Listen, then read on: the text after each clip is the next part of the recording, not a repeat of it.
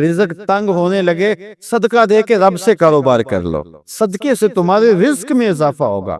یہ رب کا وعدہ ہے، اللہ کے وعدے جھوٹے نہیں ہو سکتے۔ رزق کی برکت کا ایک اور بہت بڑا ذریعہ النکاح ہے۔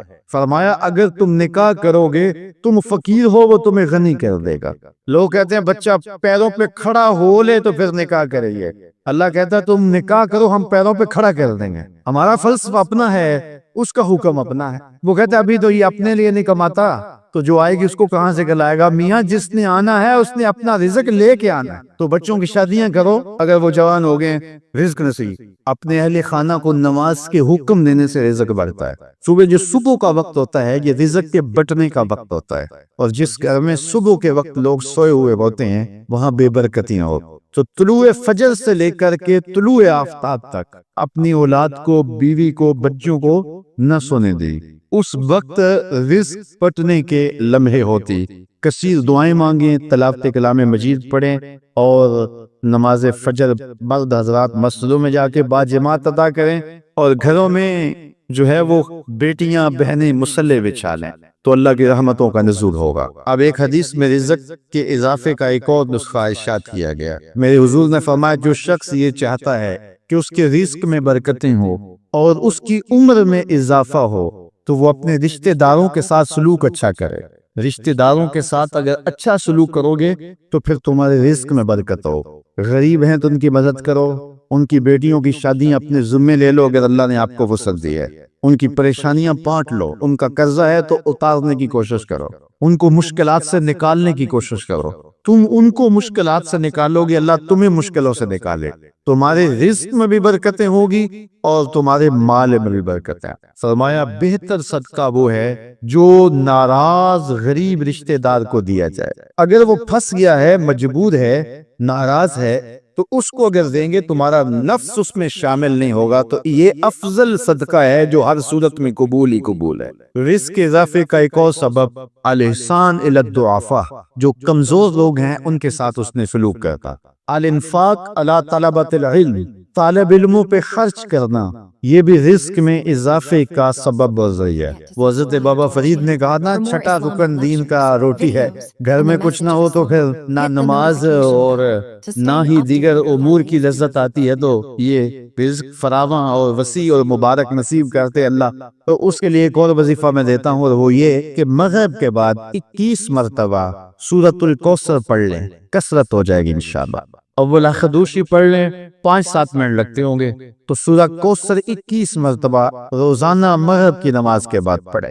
اور اگر بہت زیادہ مسائل ہیں تو ہر نماز کے بعد پڑھ لیں، تو انشاءاللہ آپ دیکھیں گے کہ گھر میں برکتیں اترتی محسوس ہوں۔ تنگ ہونے لگے صدقہ دے کے رب سے کاروبار کر لو، صدقے سے تمہارے رزق میں اضافہ ہوگا۔ یہ رب کا وعدہ ہے، اللہ کے وعدے جھوٹے نہیں ہو سکتے۔ رزق کی برکت کا ایک اور بہت بڑا ذریعہ النکاح ہے۔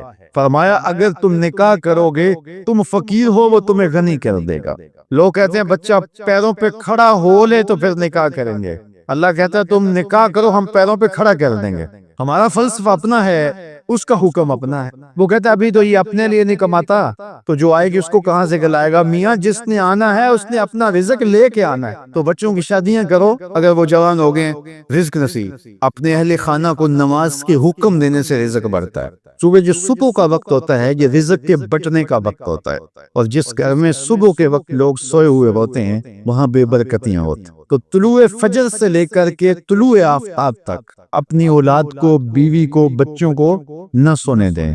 اس وقت رزق پٹنے کے لمحے ہوتے ہیں۔ کثیر دعائیں مانگیں، تلاوت کلام مجید پڑھیں، اور نماز فجر مرد حضرات مسجدوں میں جا کے باجماعت ادا کریں، اور گھروں میں جو ہے وہ بیٹیاں بہنیں مصلے بچھا لیں تو اللہ کی رحمتوں کا نزول ہوگا۔ اب ایک حدیث میں رزق کے اضافے کا ایک اور نسخہ ارشاد کیا گیا۔ میرے حضور نے فرمایا جو شخص یہ چاہتا ہے کہ اس کے رزق میں برکتیں ہوں اور اس کی عمر میں اضافہ ہو تو وہ اپنے رشتہ داروں کے ساتھ سلوک اچھا کرے.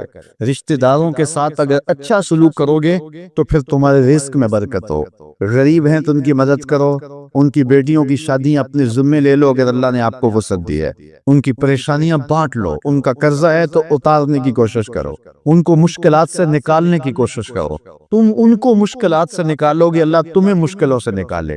تمہارے رزق میں بھی برکتیں ہوگی اور تمہارے مال میں بھی برکت ہے.